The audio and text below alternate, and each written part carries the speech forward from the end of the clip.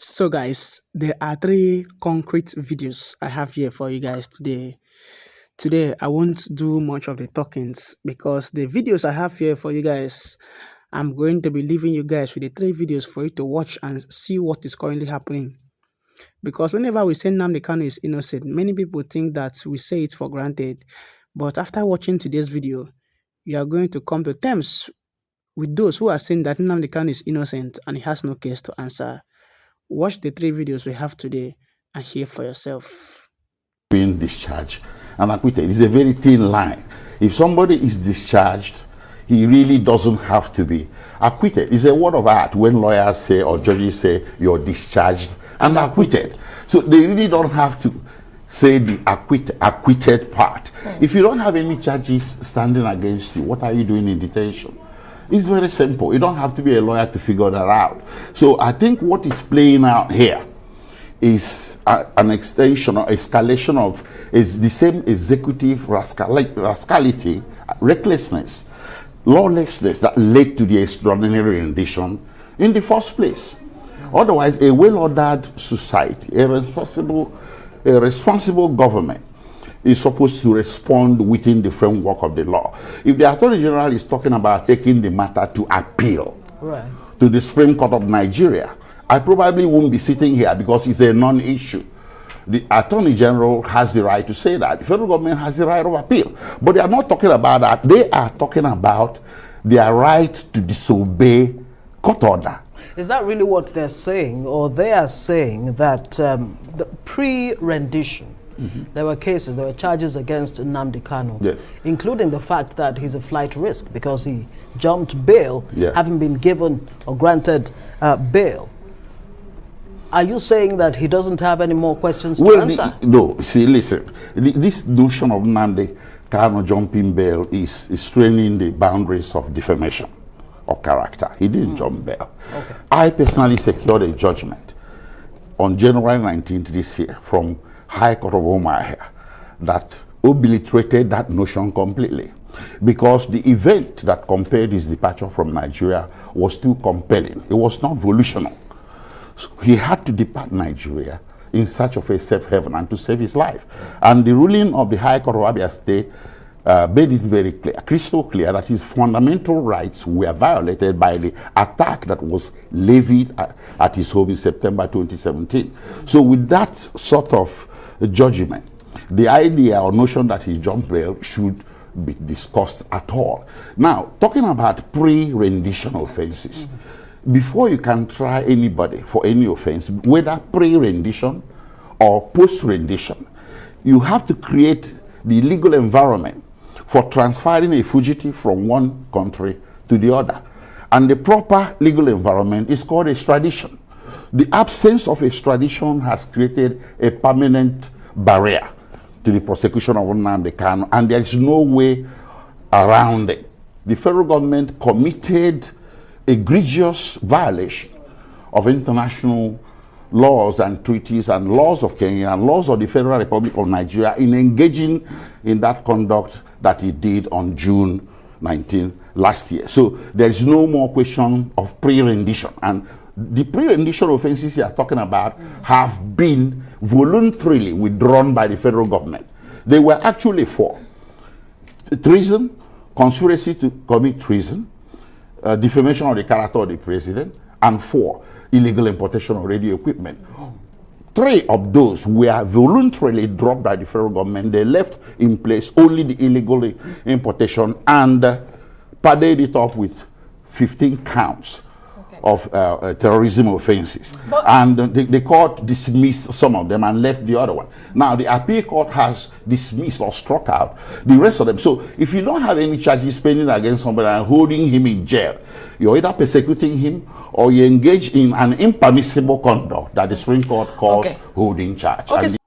Una dey hear that President Tinubu should prove that he is still alive by releasing Nnamdi Kanu from Mbaka, from Ejike Mbaka. That Tinubu should prove that he is still alive by releasing Nnamdi Kanu. President Tinubu, prove them wrong that you are still alive. Set Nnamdi Kanu free. They are using him for political brigandry. All this political brouhaha you are hearing from them are not true. Bring him out. You will not understand what I'm saying until you retain him there. Unana, what here now? That Tinubu should prove that he is still alive by releasing Nnamdi Kanu. Say Nigeria politicians, they use Tinubu's brain. My people, I want to know your thought on this. I want to really know your thought on this. Seriously. I know that Nigeria government is using I know that certain politicians are using Nnamdi Kanu to play politics. I quite understand that. But that aspect, he said that Tinubu prove to Nigerians that you are still alive by releasing Nnamdi Kanu. That particular phrase caught me. You understand?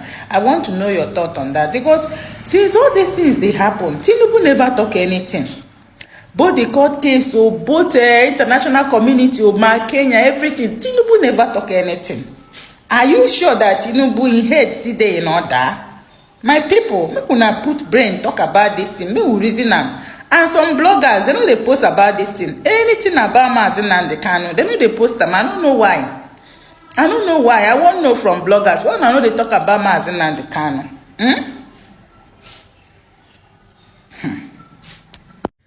You know, a few days ago, I condemned how insecurity is taking place in my land, how kidnappers are kidnapping people and all that, and I condemned it. I say few things. The man said he witnessed, and I contributed mine, But coming to the comment section, I got those. Cano and Simon gave them gun, and they, two other persons were pointing hand at Nnamdi Kanu. I wanted not to talk about them, because if I bring Nnamdi Kanu in this case, there will be a lot of arguments and curses on my comment section. But I want to throw a few words and ask some questions.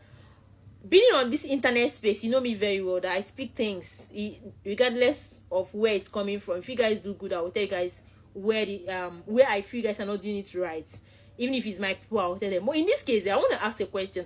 What do you think Nnamdi Kanu had done wrong? We have been on this internet space. I knew when this man was arrested, and I follow up the news. I knew when he was arrested. I asked why. It was after his arrest, I went through his broadcast to know why he was arrested. He said he want to divide the country and all that. Is another thing that follows it up. What I understood about this man, I don't know if some of you are misunderstanding this very man, Nnamdi Kanu. A lot of people are misunderstanding him. Sorry, this very man is fighting for his people to go. He said, divide the country, let my people go. If Igbo, Yoruba and Hausas want to be together, and other minority group, let them be. But I want my people to go. They are not being treated fairly. And to be honest, in this country we are, Igbo people are being treated like they are not part of this country when it comes to leadership. Since I was born, I keep saying this, since I was born, Igbo man has never led this country. It's from Yoruba to Hausa. What will I tell my child? Like, this is experience when my tribe led this country. If you were under this man, how will you feel? How will you feel? This man is saying, I want my people to go. Whenever it gets to our turn, they will do it like this. We will not lead this country. We saw how election went last time. And it's coming up again. Someone from Northern is coming up again. Is it their turn? No. Were they supposed to argue anything when after this leadership now? That's why I feel Mr. Tinubu should just finish his complete 8 years to me, so that they will hand over to Igbos. If I am not Igbo, I will say, okay, since this tribe has led, let's give another tribe, let them experience, let's see how their leadership will be. What is difficult in understanding here? Okay, if you were under our shoe, we allow people to go and destroy what you cultivated in your land. Coming to that part, that poor people will go to the farm and cultivate. They'll go there, eat, destroy what they cultivated. See, let me tell you, I was a child when my grandmother was alive. I knew when Fulani people used to come to our house, my grandma would give them food. They would give my grandma meat they killed. I can never forget it. I knew then, before I left her, I was a child. She will cook food. Said Fulani people, they will sit down. They use their rubber. They will give them water. They will give them food to eat. Then I don't know if it's Fulani that is there that is controlling now. Everywhere has spoiled. Do you know, if you ask me, I'll say kidnappers that kidnap rich people and collect millions of money, billions of money. They're even sensible than these Fulani that are killing people. If they ask me, Fulani people, why are people killing people in the bush? This is why this man is against this. That's another second thing he's against. Why are you people killing my people in the bush? These people are poor people like people. They are poor farmers. Likewise, the people that are controlling cows for Alhaji. Leave, so I will leave. If Fulani people comes and say, okay, madam, I want to drink water. They carry the water they are using in their farm to give them. Then, maybe if there is food, they will share with them. There will be mutual understanding. There will be love. What stops this kind of love? Now, when you get there, you will destroy what they cultivated, what they paid money. You destroy it. How you feel, sir? And this is what this man is lamenting on. They are surrounded everywhere. And that is happening today. Go to Benue State. People are dying every day. Go to Enugu State, my place. They killed my community man in his farm. Is it because I'm not saying a lot from my... Someone said you are talking about Benue. You're not even talking about your own state. They are killing people in my state. And this was what this man is... What had we done to deserve poor farmer to die in his or her farm? Is that a big deal? I'm not against anybody.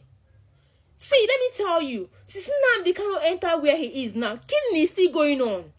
This is what I'm saying, that kidnappers are still going on. They are doing it. They are using the opportunity to cover up, thinking that it's not, maybe they might be saying it's Nnamdi Kanu and all this, but it's not him. If people are taking place, how is it him? Someone that is in DSS for how many years now? They've arrested Simon Ekpa. So how is he there? How are they the one doing it? Likewise, when they are pointing out Fulanis, we all knew that it's not all of them that are doing evil. It's not all of them.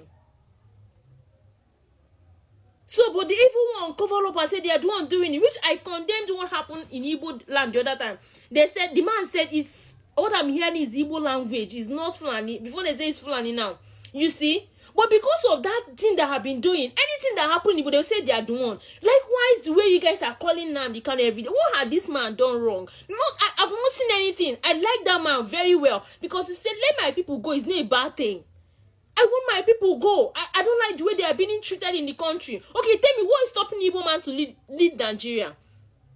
Then let them go. Because to me, my anger will start when they don't allow my people to lead. Every other person, every other tribe is... Think about it now. Because I was even with my other friend that were even saying, let Igbo people lead, let's see. Some people want Igbo people to lead, but some people say, no, it can never.